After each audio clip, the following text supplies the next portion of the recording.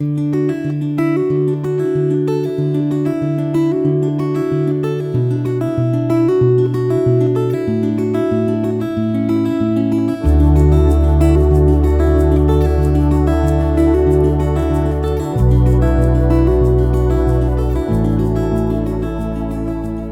reading begins in Joshua, chapter 22, starting in verse 21.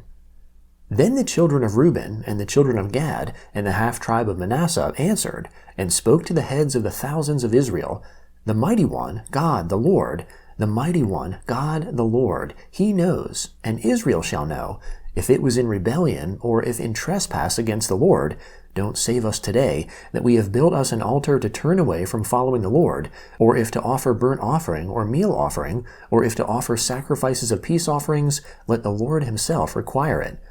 If we have not out of concern done this, and for a reason, saying, In time to come your children might speak to our children, saying, What have you to do with the Lord, the God of Israel? For the Lord has made the Jordan a border between us and you children of Reuben and children of Gad. You have no portion in the Lord. So your children might make our children cease from fearing the Lord. Therefore we said, Let's now prepare to build ourselves an altar, not for burnt offering, nor for sacrifice, but it will be a witness between us and you, and between our generations after us, that we may perform the service of the Lord before him with our burnt offerings, with our sacrifices, and with our peace offerings, that your children may not tell our children in time to come, You have no portion in the Lord. Therefore we said, It shall be, when they tell us, or our generations, this in time to come, that we shall say, Behold the pattern of the Lord's altar, which our fathers made, not for burnt offering, nor for sacrifice, but it is a witness between us and you. Far be it from us that we should rebel against the Lord, and turn away today from following the Lord, to build an altar for burnt offering, for meal offering, or for sacrifice, besides the Lord our God's altar that is before his tabernacle. When Phinehas the priest, and the princes of the congregation, even the heads of the thousands of Israel that were with him, heard the words that the children of Reuben and the children of Gad and the children of Manasseh spoke, it pleased them well. Phinehas the son of Eleazar the priest said to the children of Reuben, to the children of Gad, and to the children of Manasseh, Today we know that the Lord is amongst us, because you have not committed this trespass against the Lord. Now you have delivered the children of Israel out of the Lord's hand. Phinehas the son of Eleazar the priest and the princes returned from the children of Reuben and from the children of Gad out of the land of Gilead to the land of Canaan to the children of Israel, and brought them word again. The thing pleased the children of Israel, and the children of Israel blessed God, and spoke no more of going up against them to war, to destroy the land in which the children of Reuben and the children of Gad lived. The children of Reuben and the children of Gad named the altar, A Witness between us, that the Lord is God. After many days, when the Lord had given rest to Israel from their enemies all around, and Joshua was old and well advanced in years, Joshua called for all Israel, for their elders and for their heads, and for their judges and for their officers, and said to them, I am old and well advanced in years.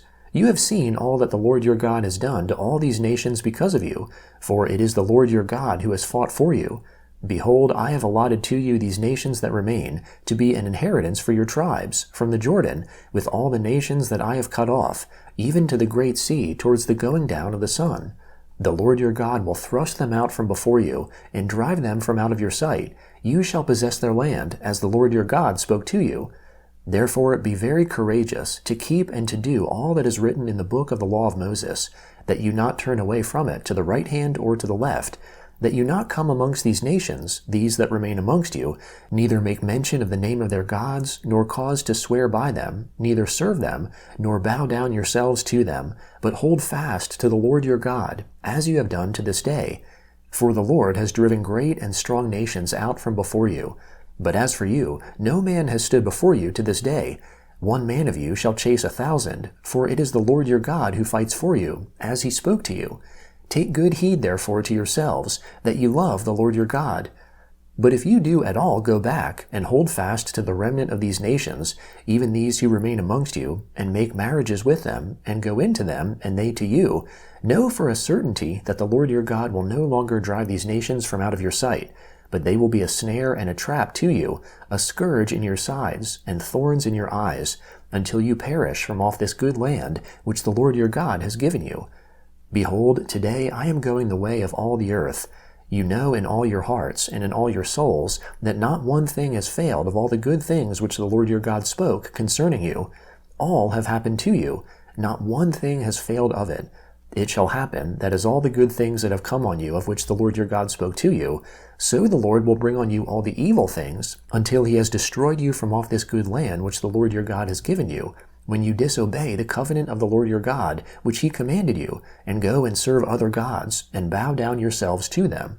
Then the Lord's anger will be kindled against you, and you will perish quickly from off the good land which he has given to you. The Gospel of Luke, chapter 20, beginning in verse 27. Some of the Sadducees came to him, those who deny that there is a resurrection. They asked him, "Teacher, Moses wrote to us that if a man's brother dies having a wife, and he is childless, his brother shall take the wife and raise up children for his brother. There were therefore 7 brothers. The first took a wife, and died childless. The second took her as wife, and he died childless. The third took her, and likewise the 7 all left no children, and died. Afterward the woman also died. Therefore in the resurrection whose wife of them will she be? For the 7 had her as a wife." Jesus said to them, "The children of this age marry and are given in marriage, but those who are considered worthy to attain to that age and the resurrection from the dead neither marry nor are given in marriage. For they can't die any more, for they are like the angels and are children of God, being children of the resurrection.